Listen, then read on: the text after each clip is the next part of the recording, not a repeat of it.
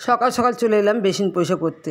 আজকের ব্লগটা আমি এখান থেকে শুরু করছি। অন্যান্য কাজগুলো হয়ে গেছে, তো ভাবলাম বেসিনটা পরিষ্কার করি। প্রত্যেক দিনই বেসিন পরিষ্কার করতে হয়, তবে বেশিরভাগটাই সাবান দিয়েই করে নিই।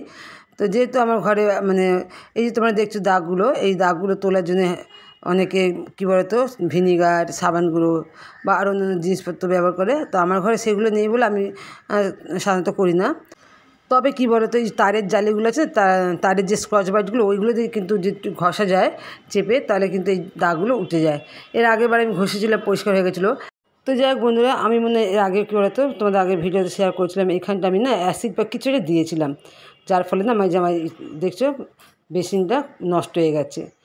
তো বন্ধুরা, এটা হচ্ছে দুদিন আগেকার ভিডিও, শনিবারের ভিডিও এটা। তো চলো, ওই যে তোমার সঙ্গে একটু শেয়ার করছি আজকের। আর এদিকে দেখো, এই জানালায় যে প্রত্যেক দিন কাক আসে, তো এরকম প্রত্যেক দিনই কাক এসছে একখানা, আর তোমার দাদা কাকটাকে একটা বিস্কুট দিচ্ছে। তো চলো, এখন 10টা বেজে গেছে, এখন চিন্টুকে স্কুলে পাঠাবো। তো চিন্টু বলছে, মা দেখো জুতোর অবস্থা কী। তো তোমরাও দেখতে পাচ্ছ জুতোটা সত্যি কিন্তু ছিঁড়ে গেছে নিচ থেকে। শুধু এই জুতো যেহেতু ছিঁড়ে গেছে, তো মোজাগুলো ছিঁড়ে গেছে। তো ও আজকে আর স্কুলে গেল না। আর তাছাড়া কী বলতো, ওকে আমি নিয়ে আজকে একটু হসপিটালে যাবো, কেন ওর পেটটা ব্যথা করে বলছে তো কদিন ধরে। তো আমি বললাম তাহলে চল একটু হসপিটাল দেখিয়ে আনি। আর এদিকে দেখো, কিছু সবজি নিয়েছি, তার মধ্যে আমি এখন শাকটা তোমার দাদাকে বলেছিলাম কাটতে, তা তোমার দাদা আর কি শাকটা বেছে দিয়েছে। তবে কিছু কিছু শাক দেখো ফেলে দিয়েছে, যেগুলো থেকে কিন্তু আমি আবার বেছে নিচ্ছি।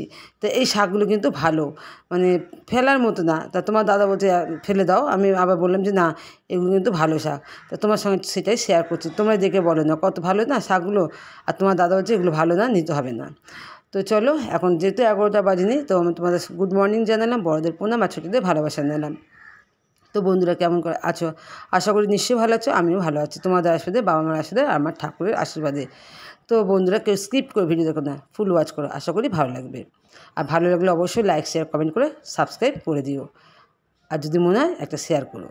তো চলো, এদিকে আমি কী করলাম, জল খাবার খেয়ে তোমার সঙ্গে শেয়ার করলাম না, জল খাবার সেরকম কিছু হয়নি, চা মুড়ি, এদিকে আবার চা বিস্কুট। ওরা খেয়েছে চা বিস্কুট, আমি খেয়েছি চা মুড়ি।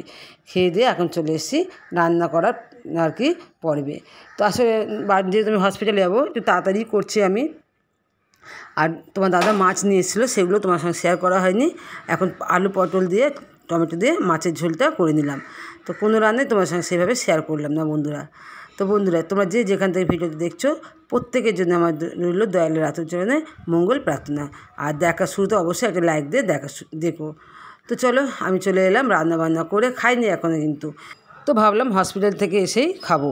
তো চলো, হসপিটালের কোনো ভিডিও তোমার সঙ্গে শেয়ার করতে পারলাম না, ব্যাংকেও গিয়েছিলাম, এগুলো তো ভিডিও শেয়ার করা যাবে না, ফটো তোলা বারণ। তো চলো বন্ধুরা, একবারে চলে এলাম সন্ধ্যেবেলায় জলখাবার করতে। তো এখন দেখো, একটু ভিন্ন স্বাদের আমি গোলা রুটি বানাবো। এই দেখো, একটু গাজর কেটে নিয়েছি, একটু বিনস কেটে নিয়েছি, কুচি করে নিয়েছি একদম আর কি, গাজরটা একদম গ্রেট করে নিয়েছি তোমার এতে, সেই যে ছুলুনি আছে না ওতে। আর এইদিকে দেখো, বিনসটা কুচিয়ে নিয়েছি, পেঁয়াজটা নিয়েছি কুচি করে, আর এদিকে লঙ্কাটাও কুচি করে কেটে নিয়েছি। তো চলো, আজ সবজি দিয়ে গোলা রুটি বানাবো। আর এটা হচ্ছে প্রথম কিন্তু এরকম ধরনের গোলা রুটি বানাচ্ছি, এর আগে কিন্তু আমি কখনও এই গোলা রুটি বানাইনি। দেখতাম মোবাইলে রান্না, যেসব রান্নার চ্যানেলগুলো আছে, কিন্তু কখনও বানাইনি। তো হঠাৎ মনে হলো বানাবো। আর এদিকে দেখো, একটা ডিম দিলাম। তো চলো বন্ধুরা, এদিকে দেখো, এটা ভালো করে ফেটিয়ে নিয়ে নুন দিয়েছি, দিয়ে ফেটিয়ে নিয়ে এখন এটা বসিয়ে দিলাম গোলা রুটিটা। আর এদিকে দেখো, আর হয়ে গেছে গোলা রুটি। আর সত্যি বন্ধুরা, যেহেতু আমি তোমাদের কাছে ভয়েসটা পড়ে দিচ্ছি, যে গোলা রুটি এত সুন্দর লাগছিলো খেতে, এর সঙ্গে আর অন্য কিছু না হলেও চলবে। তো বন্ধুরা, তোমার দাদা যেহেতু ঘরে আছে, তো তোমার দাদাকে বললাম তাহলে তুমি আগে নিয়ে নাও। আর ওর কি খিদে, ওর আসলে কি খিদে পেয়েছে। আর চিন্টু দিকে পড়তে বসেছিলো, তো আসলে আমি ওকে বললাম যে আমি কাজে যাওয়ার আগে একটু পড়ে নেয়, আবার এসে পড়াবো। তো চলো, তোমার দাদাকে এটা দিয়ে দিই। আর এখন দেখো, আমি আর চিন্টু বসে গেছি খেতে। আর এই যে কিন্তু আমার ঘুমটা পাচ্ছে বেশ ভালোই। তো বন্ধুরা, রাতের যেহেতু কাজটা একটু কম, তবে কী বলতো, কম থাকে বলাটা ভুল হবে, কারণ আমাকে তো আবার এক্ষুনি বেরিয়ে যেতে হবে, তাই না? এসে আবার ঘরের কাজ করতে হবে। আর তবু এবার কী হয়তো শরীরটা ছেড়ে যায়, যার ফলে একটু শুতে পারলে বাঁচি, কিন্তু এখন শুয়ে পড়লে না একদম সর্বনাশ হয়ে যাবে, ঘুমিয়েই পড়বো। তো চলো, আমি আর চিন্টু খেয়ে নিচ্ছি। আর সত্যিই বলছি, গোলা রুটিটা খুব ভালো লাগছিলো খেতে। তো আমি চিন্টুকে বললাম যে আবার অন্য দিন করবো। তো চলো, এরপর আমি কাজে যাবো। তো বন্ধুরা এদিকে তোমার দাদা চিন্টু এসে মানে কিনে নিয়ে এসছে। তো যাক আমি ওদের বলে গিয়েছিলাম একটু বড় সাইজ নিবি। তো যাই চিন্টু এটা আর কি পরে দেখাচ্ছে আমাকে যে মা ঠিক আছে কি না। তো আমি 2 সাইজই বড় আনতে বলেছি, মোজা দিয়ে পরলে এটা ঠিক হবে। আর এদের বাড়ন্ত বয়স তো এমনি এরা বড়ো হবে, পাটাও বড় হবে আস্তে আস্তে। তো চলো। আর এদিকে তোমার দাদা কী করেছে, জুতো আনতে গিয়ে আমাদের জন্য ফুচকা নিয়ে এসছে। তো দেখো 20 টাকার ফুচকা নিয়ে এসে এখন 9টা বেজে গেছে। তা আমি বললাম যে এতগুলো ফুচকা আমরা খেতে পারবো না, তুমি কিছু খাও। আর ও একটা খেয়েছে মানে তারপর আমাদের জন্য এগুলো আর কি সাজিয়ে রাখছে আমরা খাবো বলে। তো বন্ধুরা যেহেতু গরমটা এখনও কিন্তু বেশ ভালোই আছে, বৃষ্টি হচ্ছে তাও কিন্তু গরমটা কিন্তু যাচ্ছে না।